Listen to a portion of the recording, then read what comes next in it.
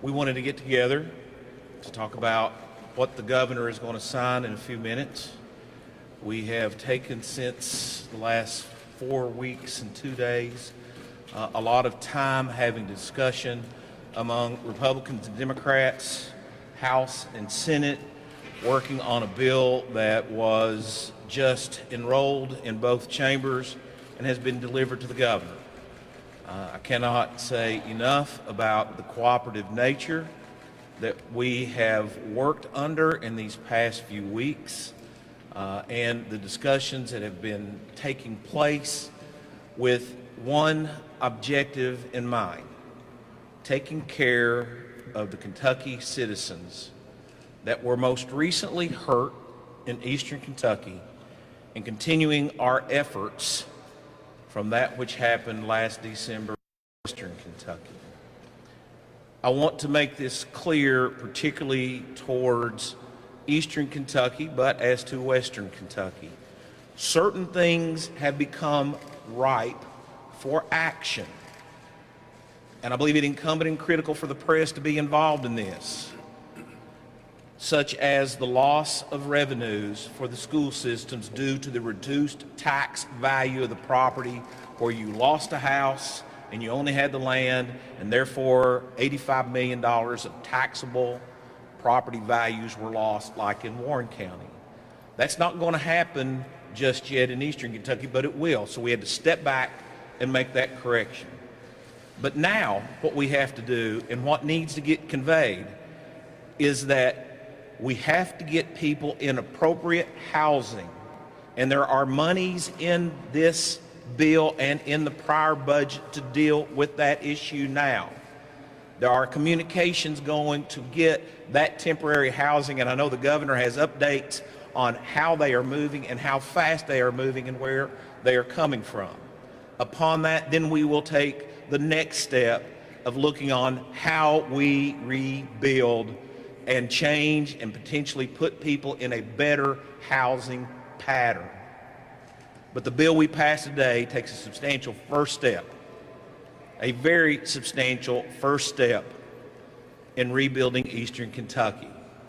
I cannot say enough about my colleagues I sponsored in the Senate, John Blanton in the House, the work of the Speaker as the leader, the leadership group from the Senate that took over the operations of the chamber as I worked on the bill, and the cooperation with our former colleague Rocky Atkins, John Hicks, and the governor's office in dealing with this, making people available to us to ask any and all questions, because I think our all common goal was to make sure we maximize use of every dollar, both federal, state, and foundation dollars, to bring us back to the point where we were.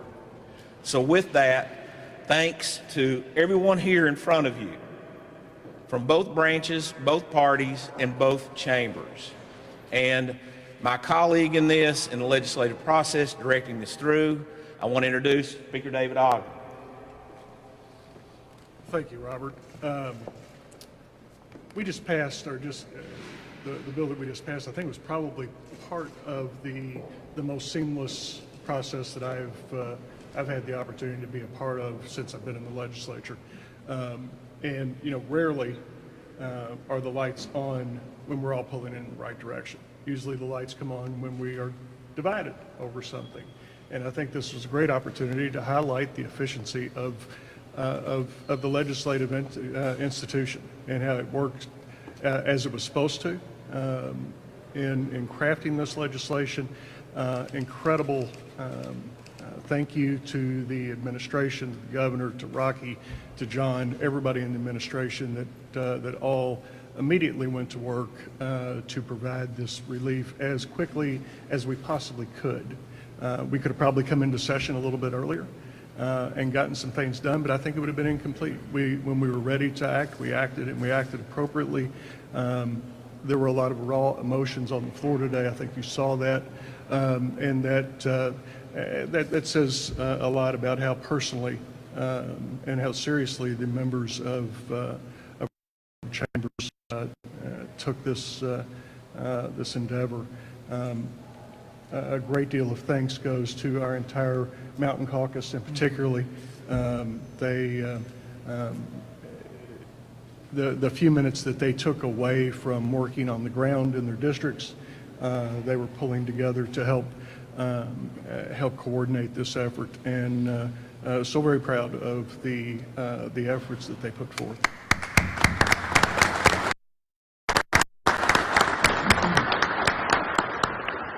John Blanton, who represents much of the impacted area, was our sponsor. Not only does he represent impacted areas, but also is the chair of the Mountain Caucus, and it was a privilege to have him carry this piece of legislation. John?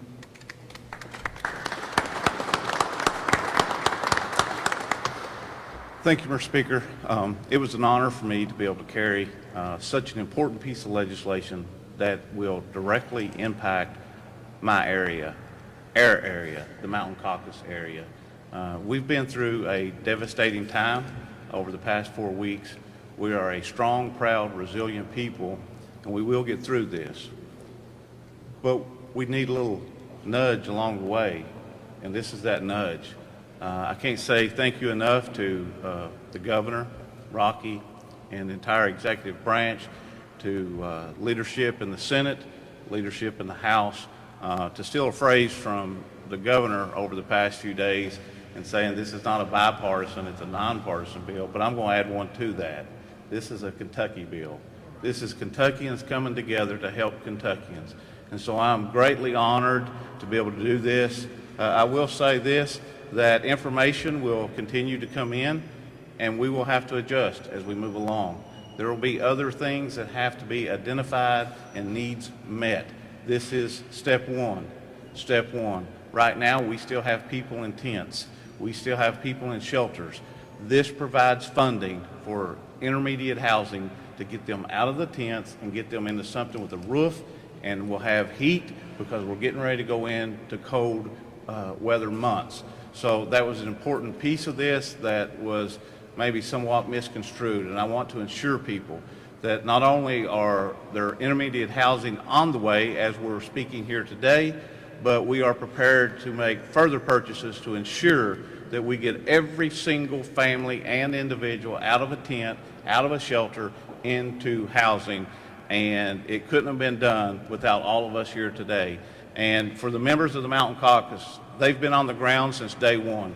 They've been delivering food, water, shelter, shoveling mud, tearing up floors, and not only them, but legislators, Republican and Democrat alike, around this Commonwealth have came to our aid, and for that we are greatly appreciated. And so to leadership and to the governor, I say thank you. Thank you.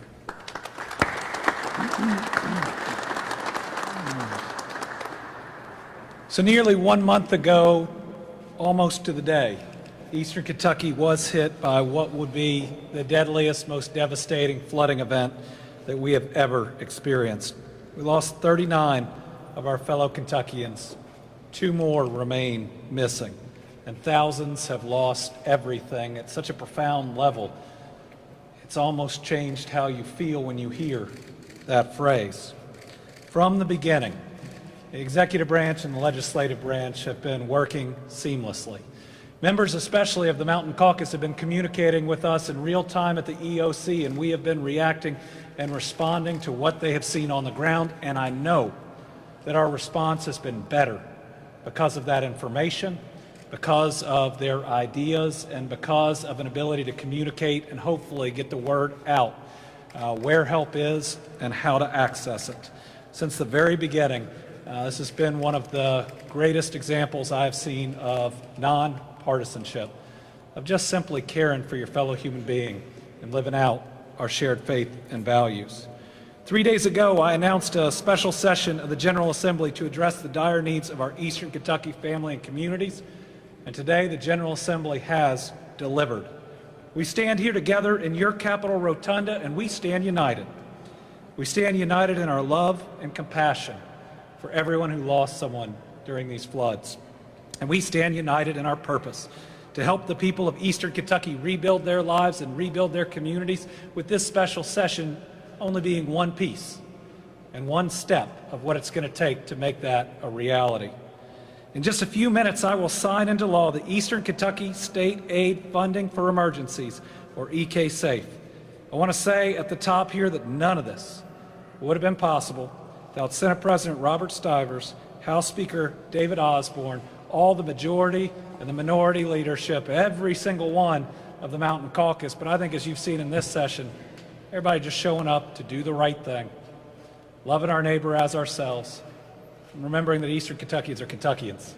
And Eastern Kentucky was there for Western Kentucky when Western Kentucky needed it, and Western Kentucky has been there for Eastern Kentucky as well. The next 6 months are going to be crucial for the people of Eastern Kentucky, but the rebuilding won't end there. In fact, much of the rebuilding likely won't start until near the end of that period. We are still in a stabilization phase where we have got to ensure housing for especially the next 6 months, and we've got to work on long-term solutions. I'll mention that in a minute. So just as a recap, EK SAFE does several things to spend the $212.7 million in aid to the region. How about this? 1 month after this flooding, state legislature has now provided $212 million to help in the next 6 months.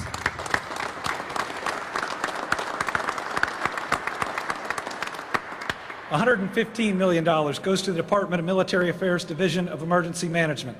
It helps reimburse local cities, counties, schools, state agencies, and it assists in intermediate housing. $45 million will go to Kentucky's Transportation Cabinet for the highway budget. This will allow us to leverage more dollars to fix roads and bridges. $40 million will go to the Department of Education. There are significant needs, and we need to be having conversations right now about what schools are repaired and what schools are rebuilt, and where those schools are rebuilt in a broader effort to protect our people. I appreciate the thought that the General Assembly has put in to give some flexibility in those talks, that yes, rebuilding a school in a different area may cost a little bit more, but may be the right move for these communities as we move forward. And then nearly $12.7 million of ARPA funding will help us with water and sewer and infrastructure. And when we look at long-term needs and long-term housing, we got to have water there, we got to have power there, we got to have the roadways there. So what I know that this bill does is help us to purchase and move forward with intermediate housing. For us, a lot of that is travel trailers. FEMA's housing program is just about to turn on, and that will amplify what's there. But it also provides us the infrastructure money right now to make sure, as we work towards that long-term housing solution, we can be running the lines, laying the pipe that is necessary to make that a reality. To give you an update, just in the last day alone, we've increased our travel trailer supply by over 10%. It takes just a little bit to get families into the sheltering program, but that's because we have to follow a path to where they can start with us. They can move over to FEMA, and we can have people in there for 6 months to a year to longer, when otherwise we might have other challenges. So just since yesterday, 10 new travel trailers.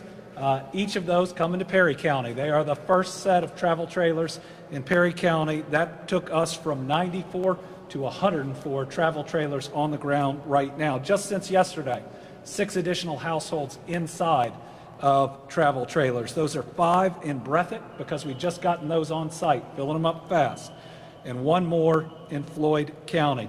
We've already purchased another, I believe it is 28 travel trailers that are on the way right now, and we are finalizing an agreement with Louisiana. I want to thank Governor John Bell Edwards for what is going to make available hundreds of high-quality additional travel trailers we are going to bring to bear.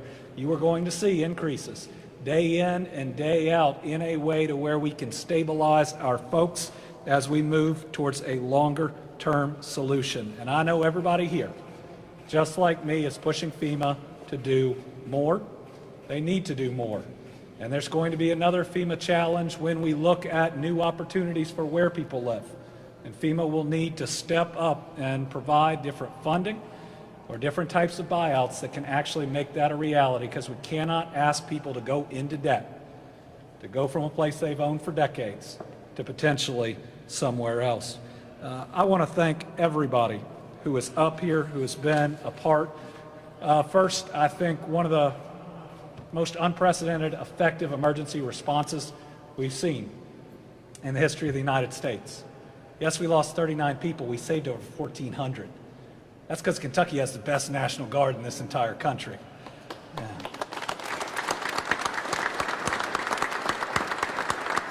And we'll give Tennessee and West Virginia 2 or 3 because they came to our aid.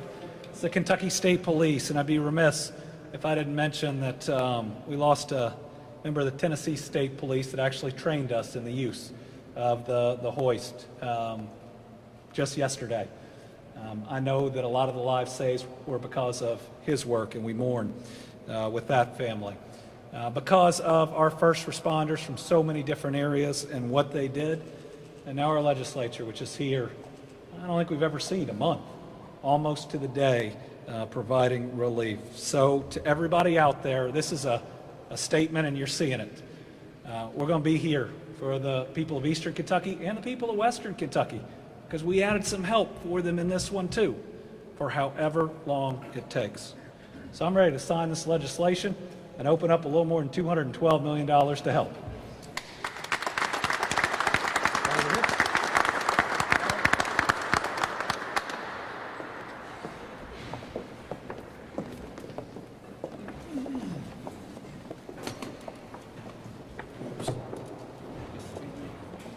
This guy right here.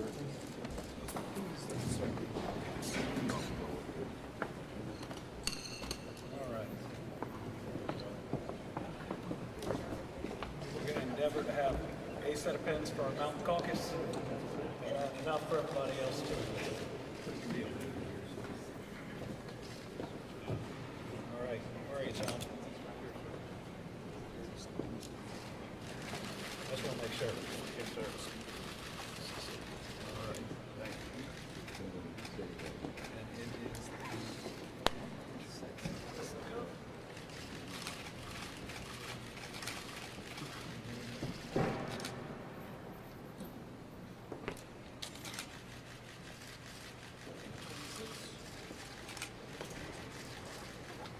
Congratulations, everybody.